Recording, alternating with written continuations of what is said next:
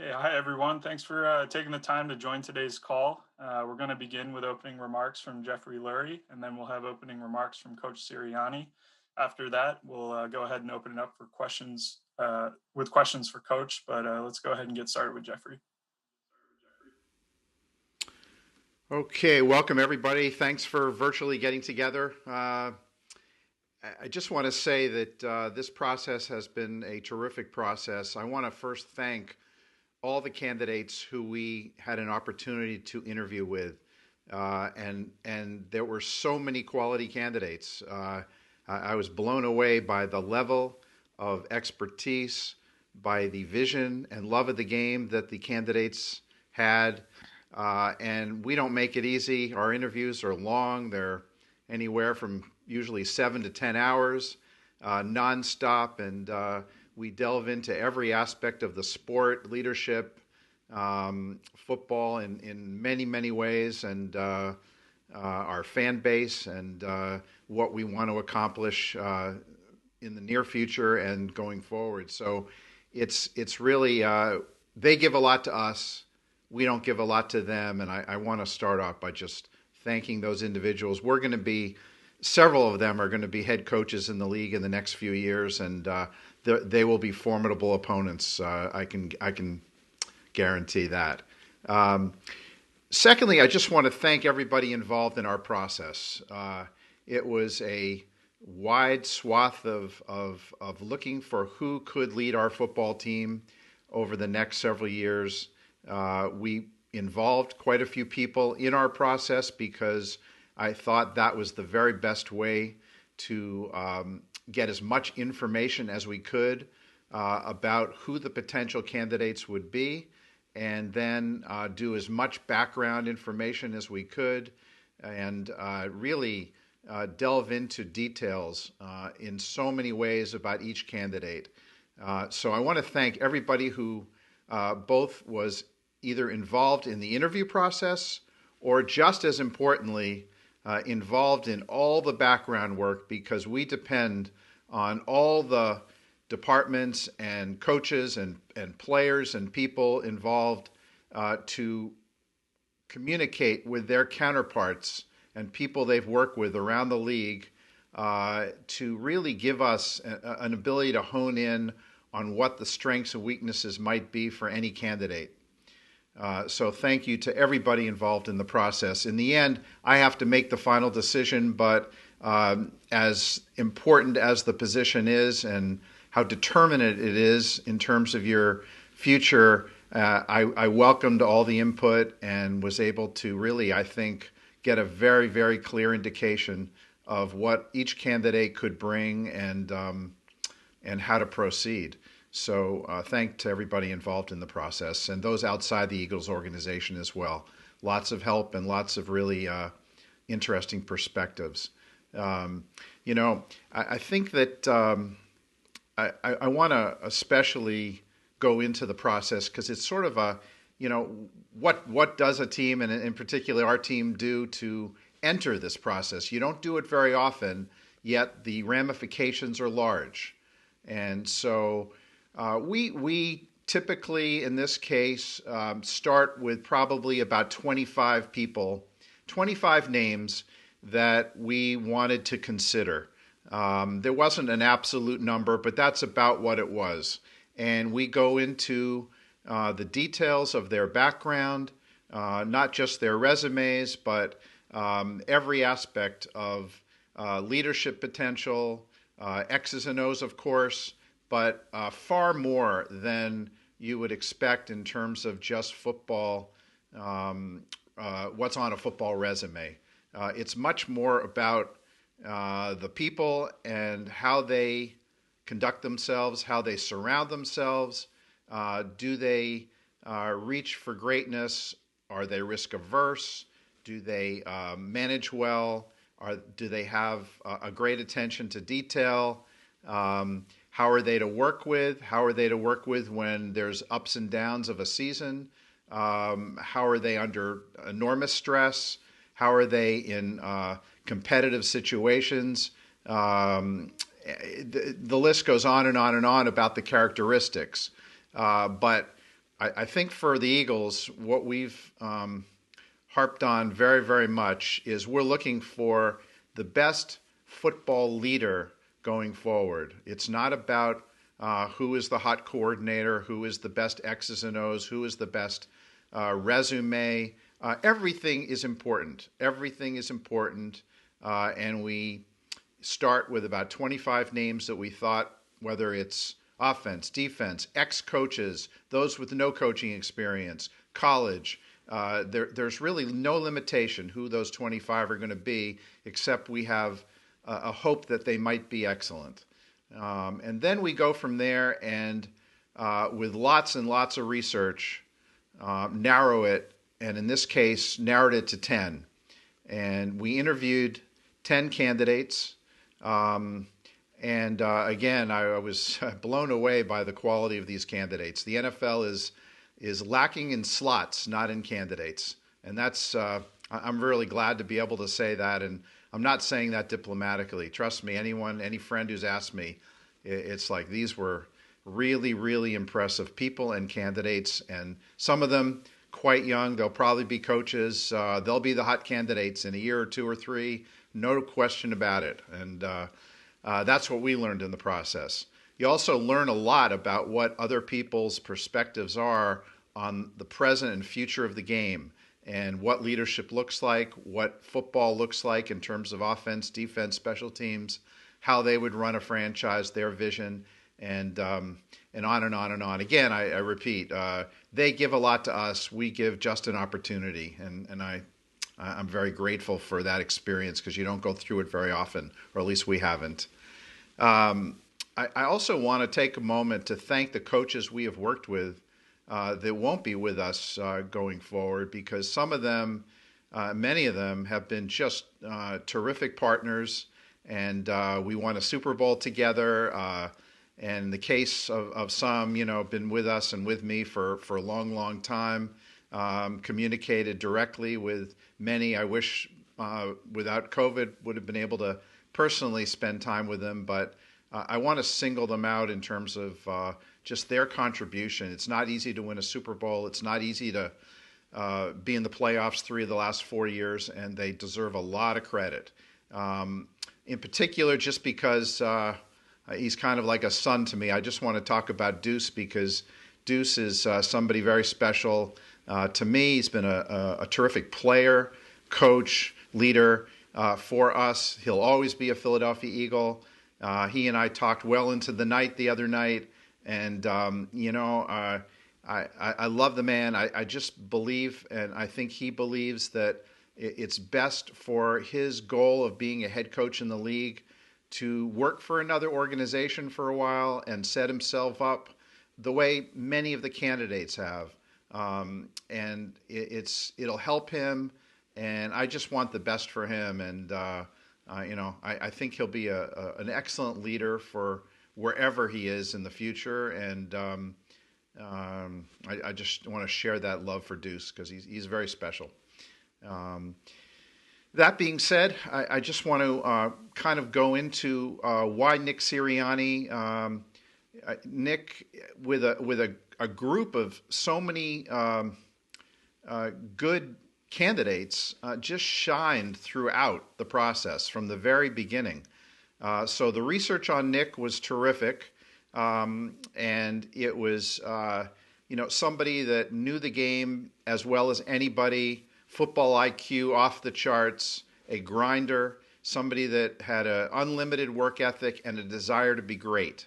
He always had coaching in mind from his very beginning, his family background, his brothers, his dad, of course. And, I just think it's somebody who has wanted to excel in this profession for so long, has excelled, and is more than ready to take the next step.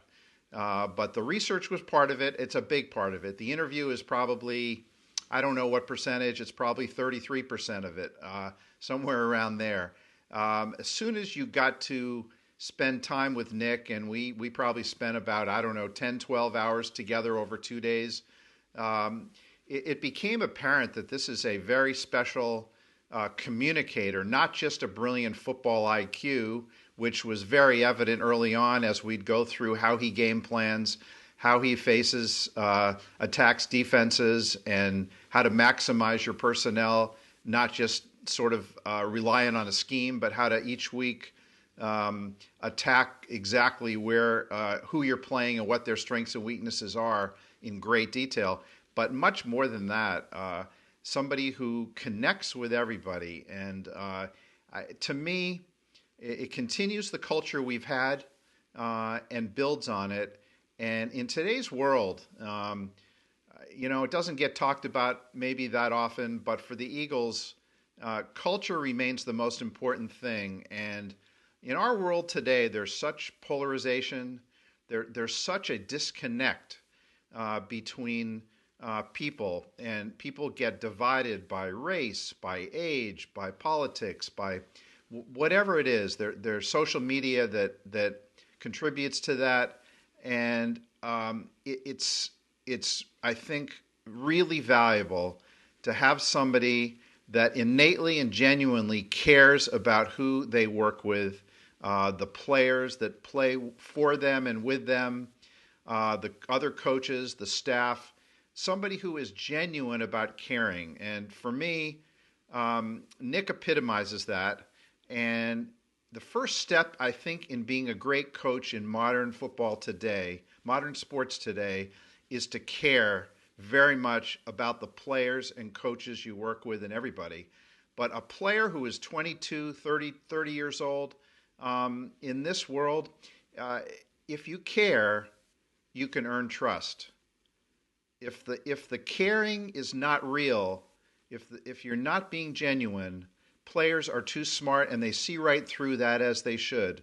And one of the prerequisites for this job was to be able to have a head coach who literally cares every single day. And that continues the culture that we've been building over the last 5 years, and potentially accentuates it even further. But that was a deal breaker for me, for anybody that I felt didn't have that quality. I think that's kind of I don't know if it's the hidden sauce, but it's what propels everything else. Because if you care, you earn trust. If you earn trust, you can motivate. If you motivate, you can teach. And it all spins from there in terms of improving a player's performance, improving a team performance, increasing discipline, increasing accountability, and being able to really move off a status quo and advance whatever vision the head coach and his staff have. And I think that Nick has that in very unique ways, and it's a credit to him as a person. And as you'll get to know him, I think you'll see what we all see in that. Football IQ off the charts, as I said. Leadership, it goes hand in hand with what I've been talking about, but it's even bigger than that. Can command a room. He has an edge. I think he'll be himself, and at times it'll be with an edge, and I think that's great. I encourage that. Independent thinker, not tied to a particular scheme that's in fashion at any moment, but wants to maximize the individuals on the team, bring everybody together for a common good. And maybe, with all that, the most important, a teacher who wants teachers around him at all times. And we talked about how to put together a great staff, and he has a great vision for that. It's a combination of those that he knows already that are wonderful teachers, and those he was very much open to meeting and expanding his own horizons from, and that's what he's doing with his staff right now. So I think it's the man, it's the teacher, it's the coach, it's the father, it's the husband, and a lot goes into it. And it's an important decision for an owner. It's an important decision for an organization. And I'm very, very excited by Nick and want to welcome his family, Brett, and their 3 kids. And, I think it's just a day where I'm exhilarated, been exhilarated during this search, sometimes you think the search is oh boy, we got to do this lengthy search, and really it was exhilarating for me, and I think for all of us. And Nick was the sort of the culmination of a lot of thought that went into it and a lot of projection. And of course, that's what it is. It's an evaluation of what is now and what coach he can become and what organization we can become with his leadership. So with that, I want to welcome Nick to the Eagles, to Philadelphia, to the best fan base in America.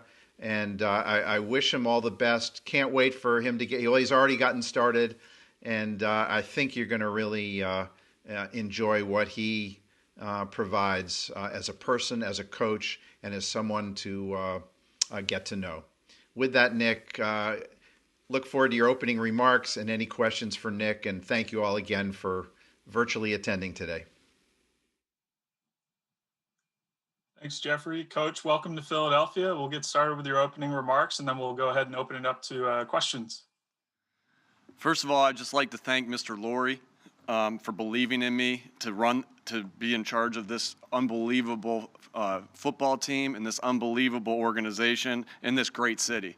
The fans, right? I can't wait. I know from experience. Of coming here and playing here as an opposing coach how passionate that the fans are here in Philadelphia, and I'm just glad we're on the same team now. You're on my side now. Thank you to Howie Roseman. I can't wait to work side by side with you in efforts to bring another championship back to the city of Philadelphia. It's been a great working with you so far, and look forward to continuing that relationship. Thank you to Don Slowinski, all right, and the rest of the people around this organization. It was very apparent to me right from the beginning, like Mr. Lurie said, with the interview process, of how great the people are in this organization. It's a special group of people. And you could feel that right away. So just can't wait to start working with all of them. Thank you to the Indianapolis Colts. Thank you to the Irsay family. Thank you to Chris Ballard. And then most importantly, thank you to my friend, my mentor, and like my big brother, Frank Reich. They believed in me. They gave me a chance to be their offensive coordinator, and I'm forever grateful for them for that. I'd like to thank my beautiful wife, Brett, and our kids, Jacob, Taylor, and Miles, for your unending support, for your consistency, your steadiness through the ups and downs of a season. Just thank you for your just continual support of me and unconditional love. I love you guys. Thank you to my mom and dad. Thank you to my mom and dad for I just have two wonderful parents that care about me, that have been there for me for everything, that have been to every sporting event that I've ever been a part of. Had season tickets in Indianapolis when they live in Jamestown, New York. I'm quite positive they'll have season tickets here in Philadelphia. Just thank you for the example that you've given me to be the type of person I want to be. I can't thank you guys enough for that. I'd like to thank my brothers. I've always looked up to my brothers, both Mike and Jay. I've always looked up to them. And again, I have two older brothers that are football coaches, right, that are football coaches. So I've looked up to them in many ways. They're older than me, looked up to them in many ways, and what an example that they've given me as well, that I've tried to follow and make them proud of me. I'd like to thank all the coaches, all right, all the coaches that have helped shape me to the coach I am today. You know, you take a little bit of each coach that you've been around, right? You take a little bit of each coach that you've been around, and you make yourself out of that. You take the good, you take the bad, and you make the best out of the best out of you from those people.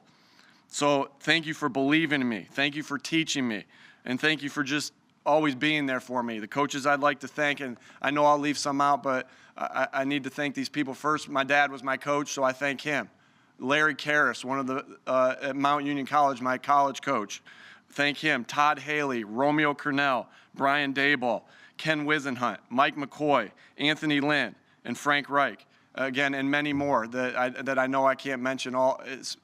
But all these guys have shaped me to where I am today. And it's all about the players. It's all about the players. And I've been blessed to be around some unbelievable football players that I've built great relationships with, that I've went through battles with and went through the ups and downs of a season. I mean, that's a special relationship that you're able to build with a player and a coach, and I value that. And so I just like to mention a couple of them. And I know I'll leave some out again, but Phillip Rivers, Keenan Allen, Dontrell Inman, Tyrell Williams, Zach Pascal, T.Y. Hilton, Jacoby Brissett, Andrew Luck, Jack Doyle, Naheem Hines, Danny Woodhead, Ryan Kelly, and Quentin Nelson. It's been great just to get to know these guys and be in that room and be in the battle with them every single day. And I can't wait to build those same relationships with the players here in Philadelphia.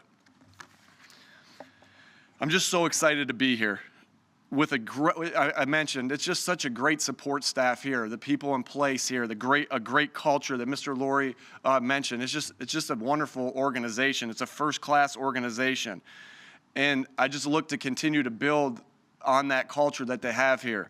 The core values that I believe in that are important to any good team that I really want to make sure that we have here, all right, with the Philadelphia Eagles are the one is to connect with each other. All right, connect with each other. That's so important to me, is that we have a building here where everyone's connecting. Coaches are connecting to coaches.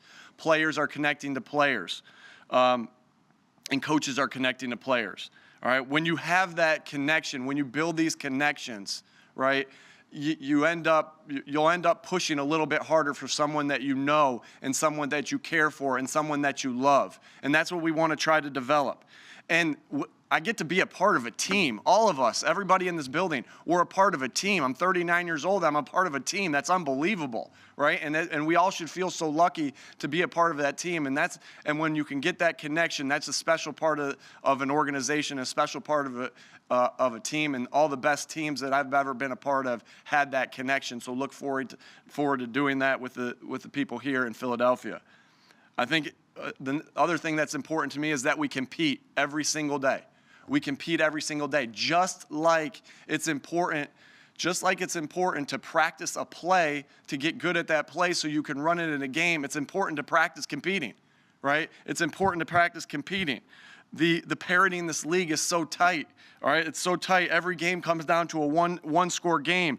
We have to pour that into our DNA here in Philadelphia, right? In the meeting room, it's important that we meet or compete.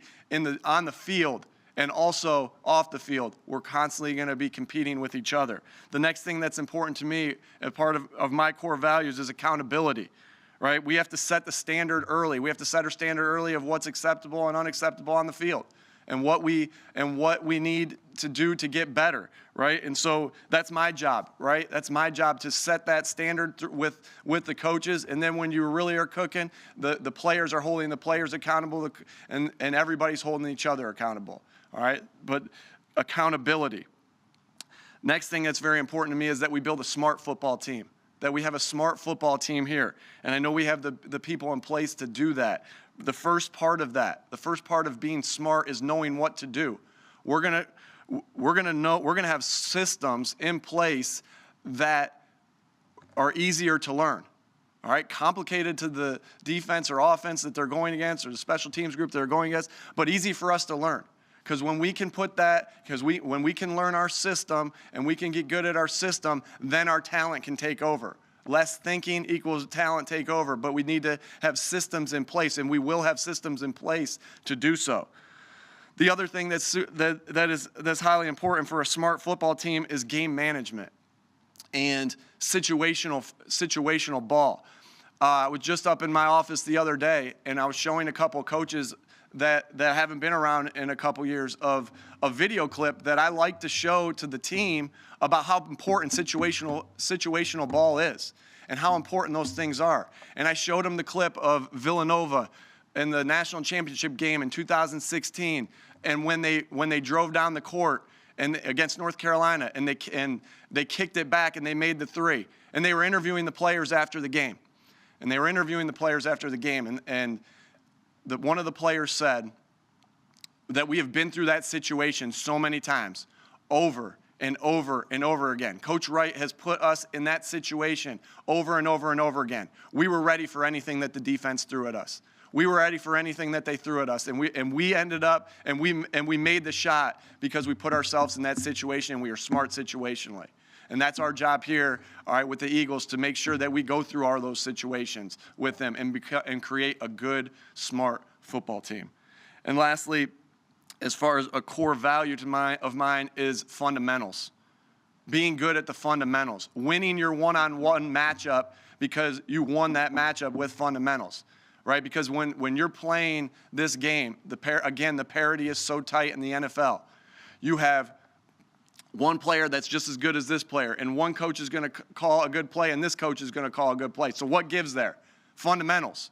All right, being good, and that's how we develop players, getting them good at the fundamentals that it takes for that player to be good at his position. And I remember a quote. I like to study great players and great athletes and great coaches. And Kobe Bryant is one person I've loved to study more than anybody. And he talked about how yes, he was extremely talented, but at the core of his game was the fundamentals. And when you can combine the fundamentals and you combine that with the talent, that's when you get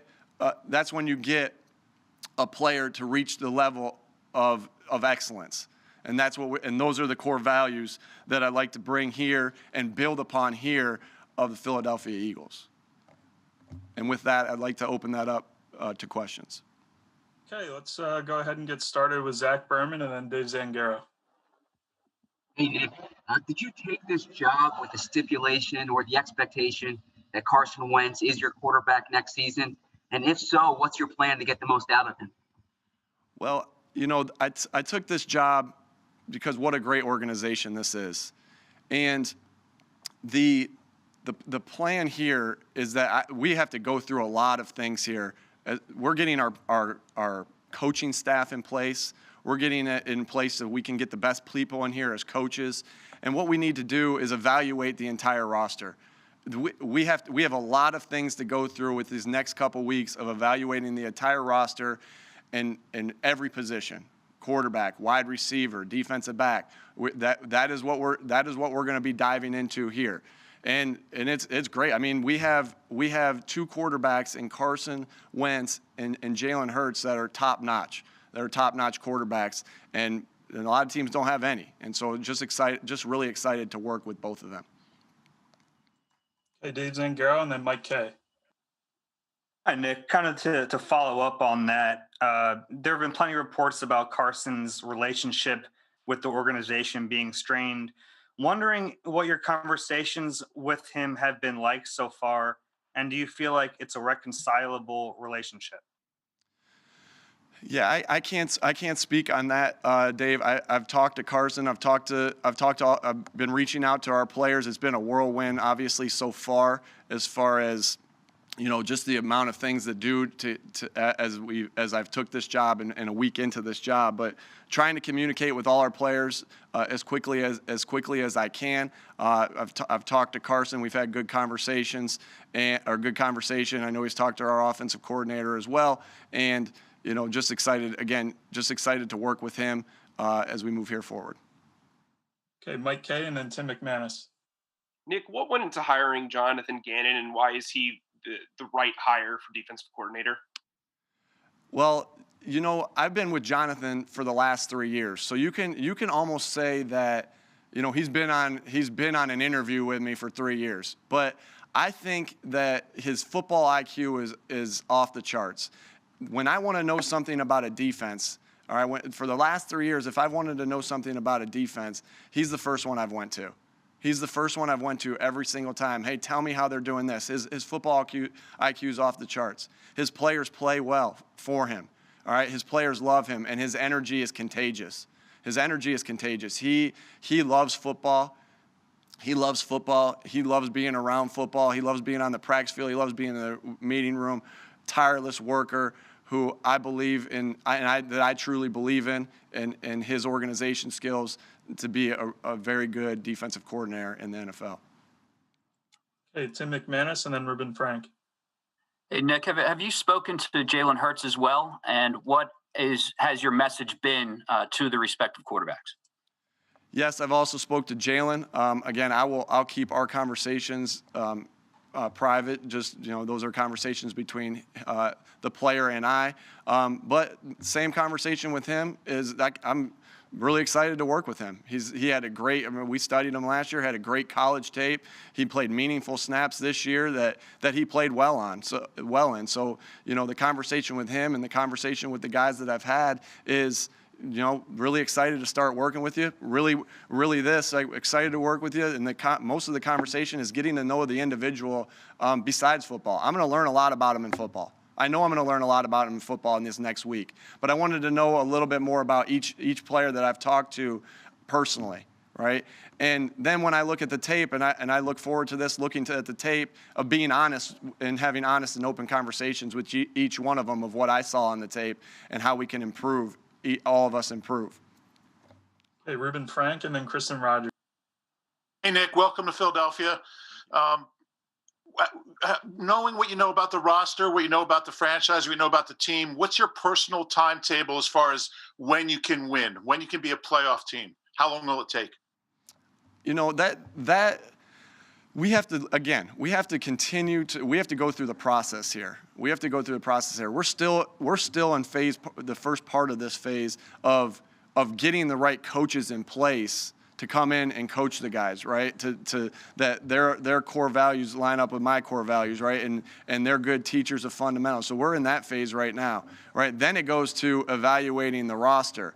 But this team and this city, this organization, I'm confident this is a really there's a talented group. Howie and his staff have put together a talented group, and just super excited to work with all the guys here because I know there's a lot of talent in this building. Okay, Kristen Rogers, and then Jeff McClain. Hi, Nick. Welcome to Philadelphia. Can you walk us through your offensive philosophy and what it's going to be like as you take this step into play caller? Yeah, it's a great question. The offensive philosophy, again, this goes to we're going to be multiple. We can attack multiple ways. And I'll just use the example here from Indianapolis, right? We had Andrew Luck as our quarterback. That followed up with Jacoby Brissett as our quarterback. And then that followed up with Phillip Rivers as our quarterback, right? And those three teams looked different. They were all different in their own ways of how we attacked defenses and how we played the game. And I think that's the sign of a good coach that you're gonna change based off of your personnel, right? We have a certain personnel in place. We're going to figure out what they can do well and how and what their strengths are, and we're going to play to their strengths. And we're going to try to keep them out of situations that they don't excel well at. And so and that can change. We can look at the tape, right? We can look at the tape and think about, hey, well, this would look really good. This is how he fits a couple things that we've done in the past, all right? But that could change based off of practice say, okay, maybe we're gonna have to see it in practice, and then that could change based off a game. So it's an ever changing offensive philosophy. Sure, we have our core plays in place that we want to do and that we want to be good at because that's what we do. But a lot of it is going to depend on our personnel and utilizing our personnel to their strengths and their weaknesses. Okay, Jeff McClain, and then Elliott Shore-Parks. Nick, you said that you have two top-notch quarterbacks in Carson Wentz and Jalen Hurts. So does that mean that there will be an open competition at quarterback if they both return? Again, that's something that we have to look and evaluate. And I'm not ready to say that either way yet. We're just evaluating our players, evaluating every position, and every position, right? We don't know any of these guys really yet from what we've seen on tape so far because we haven't watched any. So every position that is going to be evaluated and every position is going to be open, I guess to say, and we can't wait to start watching the tape and seeing what our players can do. Elliott Shore-Parks, and then Paul Domowitch. Nick, have you had a chance to look at the receivers on the roster from last year? What are your thoughts on them? And specifically, how do you see Jalen Reagor in your offense? So, again, no, haven't seen know the players, know the players more so on the sense of, what you see on opposing teams' film. And there's not, of the tape that I've seen in the past 3 years, there's not a lot of crossover tape with the Eagles and the Colts. So know a little bit about because there's some, but know a little bit about it from there, and that's that aspect.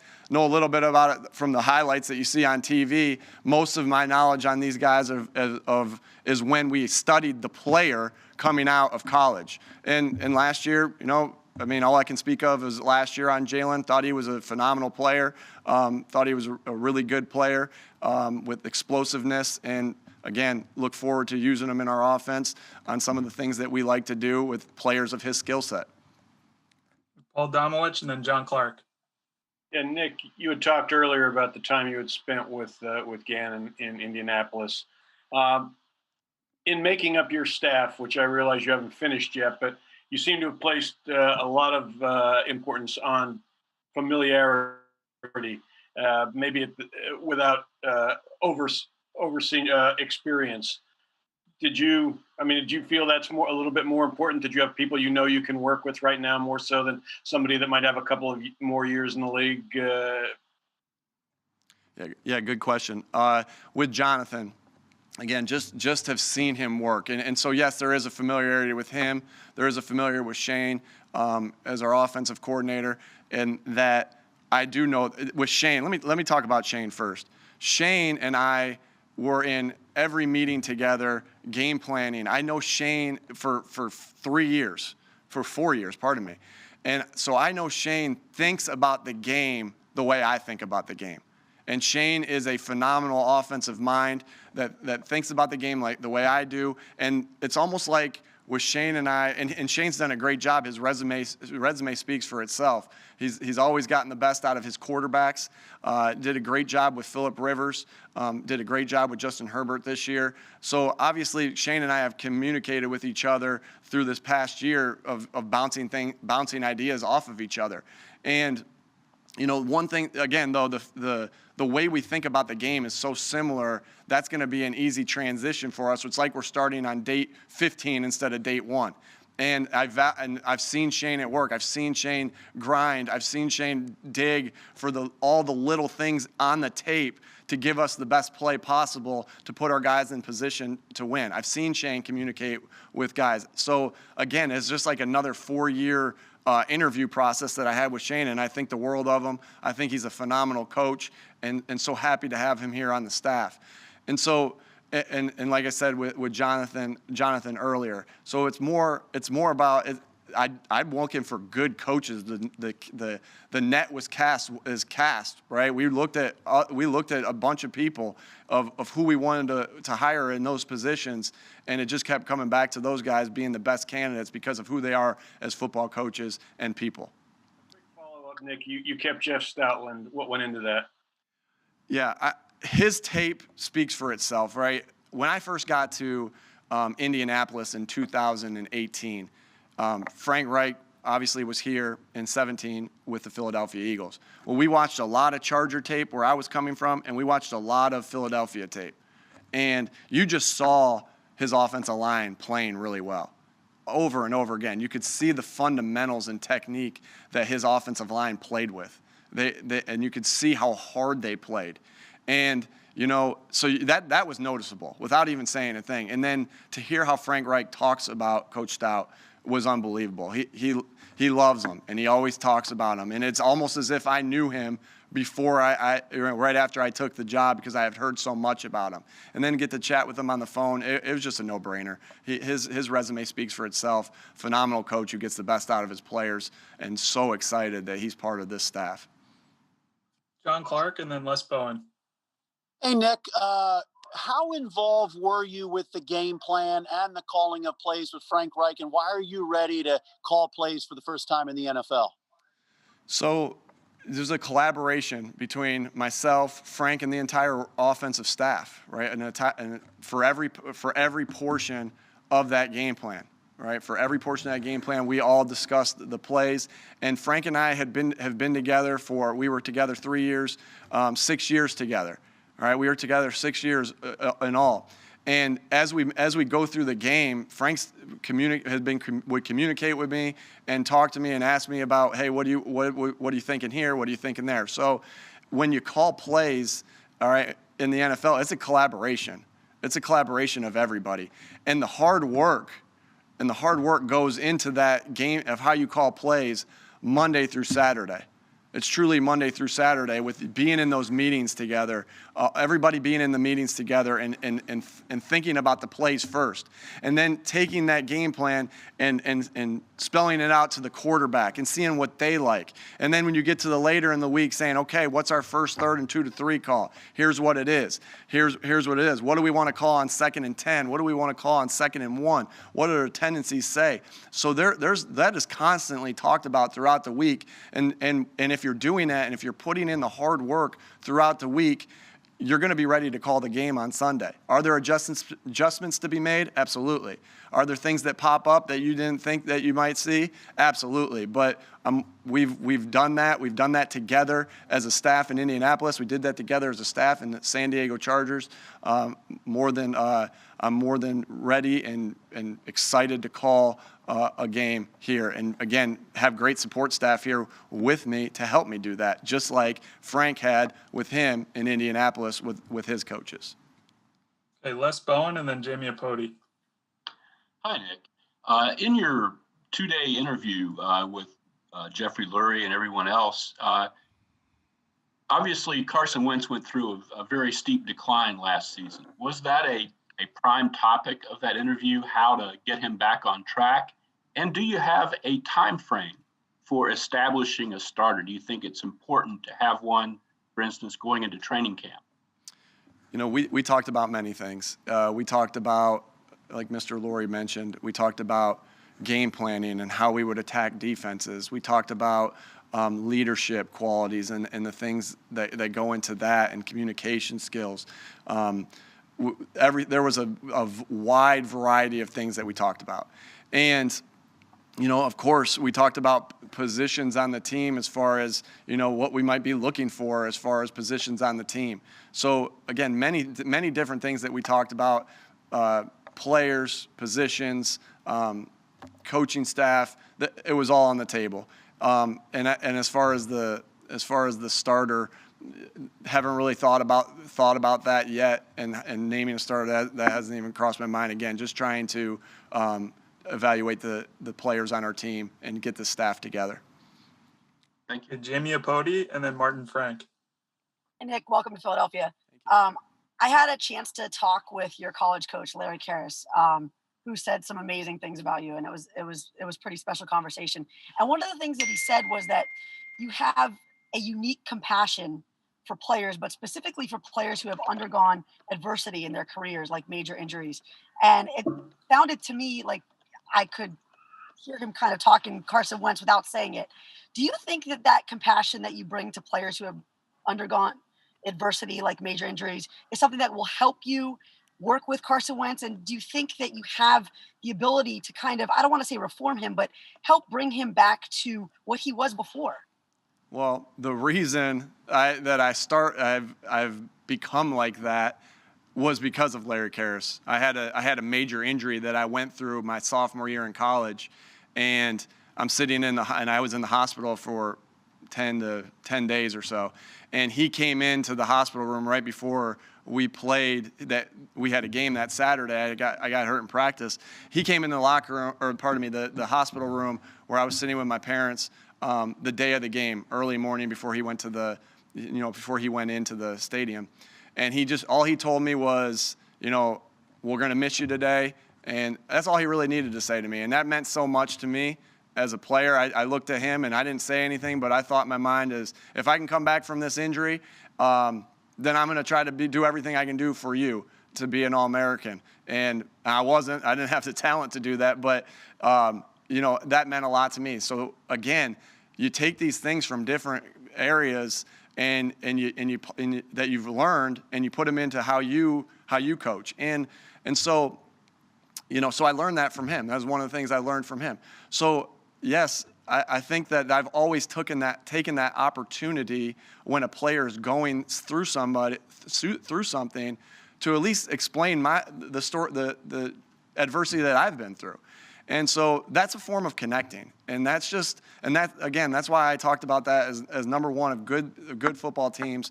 All right, they connect with each other. And that's a form of connecting. You can't just connect in the good times. You can't just connect in the bad times. It's through both. But sometimes through that adversity, it gives you a great chance, all right, to really connect to a guy. And of course, any player I just look forward to connecting with each player on this team, good and bad, through good and bad times, and being able to share that story with them and hopefully helping them get through hard times. So it's worked for me in the past, and we'll continue to do what's worked for me. But really, when it comes down to it, it's just about caring about people and about the players on your team. Okay, we have time for 3 more questions, so we'll go Martin, Frank, Howard Eskin, and John McMullen. Hi, Nick. Welcome to Philadelphia. My question is, in the last 3 years in Indianapolis, you had 3 different starting quarterbacks in Luck, Brissett, and Rivers. And I was wondering, how do you think that prepares you for handling the quarterback situation here? I mean, if you have to decide between Wentz and Jalen Hurts, does that mean, that you're obviously not particularly married to one quarterback in particular, that you can kind of go with either one? I think all that means is that we know how we figured out ways. The job of our football team and our football coaches is to figure out ways to win each game. There's always a way to win each game. And we just have to figure out what it is. So it's the same thing. I mean, I think it's the same thing that we've went through in Indianapolis. We had to figure out a way to win with each quarterback, and we're going to have to figure out a way to not only are we going to have to figure out a way to win with each quarterback, we're going to have to figure out a way to win with each offensive lineman and each running back and each receiver and each defensive lineman and each safety and each corner, right? That's going to be the key, again, to figure out what our players do the best and form our system off of that. Hey, Howard Eskin, and then John McMullen. Nick, looking at the NFL, all but one team that won a division had a veteran coach. What do you need to do as a young coach in gaining the respect and having the players do for you what they do for veteran coaches? What is it that you have to do? I think a lot of it starts with the 5 things that I mentioned in the core values, right? The connecting, right? The constant competition, the accountability. Everybody wants to be coached hard and be held accountable. I know that. The teaching them, having a smart football team and teaching them the ins and outs of doing that, and then the fundamentals. I really believe this. When it all starts with when a player looks at you, the first part of connecting, in my opinion, is when a player looks at you and he starts to feel like this guy can get me better, right? That's where the connection can really become, right? So we feel like we get players better through those core values that we have that are important to our football team. And once those players feel and know that we're doing everything we can to get them better, that's what they want. They want to reach levels that that coaches can bring them to, right? They have the talent. They have all the talent. Can we get them to play a little bit better than their talent level? And I think that's the start of the connection, and that's the start of when you're building something really special, when they can raise their level because they trust you and they believe in you as a coach. Nick, can I just follow up with something really quick? Yeah. Can you tell us one way or the other whether Carson Wentz will be back with the Eagles next year? Yeah, I can't answer that. I again, evaluating everything, and again, there's a lot of things that go through evaluating everything. Thanks, Nick. Yes, sir. Okay, we have time to squeeze in 2 more here, so we'll go John McMullen and then Jimmy Kempski. Hey, Nick, just to get back to your coaching staff a little bit, and Jonathan and Shane, and also if you're bringing Michael, Shane's been a coordinator in the past, but the other guys would be first-timers. You would be a first-time play caller. Did you give any thought about being a CEO-type coach, maybe to oversee everything as opposed to the play calling? And also, real quick on Brian Johnson, because you didn't have the relationship with him. What stood out about him to make you think he could coach the quarterback position on that day-to-day basis? Yeah, that's a great question. Of course, we thought through everything. Everything was on the table of, you know, as far as what you're saying, as far as being the CEO and the play caller or just the CEO. Of course, we thought through all of that, and you know, just with my expertise in offense, we just all thought that would be the best direction to go to call the plays. As far as Brian came in here and interviewed with us and just did a phenomenal job. He showed why at a young age he was the offensive coordinator for the Florida Gators. Just a really sharp guy who really believed all the things that I spelled out here with the core values. He just really believed in those things, and he knew how he was going to intertwine that into coaching. When again, I hate to go back to Indianapolis, but again, you pull from different experiences that you've been in. We hired a coach in Indianapolis when we first got there from college. We hired a college offensive coordinator, Tom Manning, and the things that he brought to us to open up our offense a little bit more, that we still run to this day, really helped us become harder to defend. And it helped us fit our players. All right, this player fits this scheme from the college game, and that was really important to us in our first year and the years moving forward in Indianapolis. And so I see Brian as that saint. You know, again, Brian, great human being, great person, great fundamentally, great scheme-wise. Again, he's just super sharp.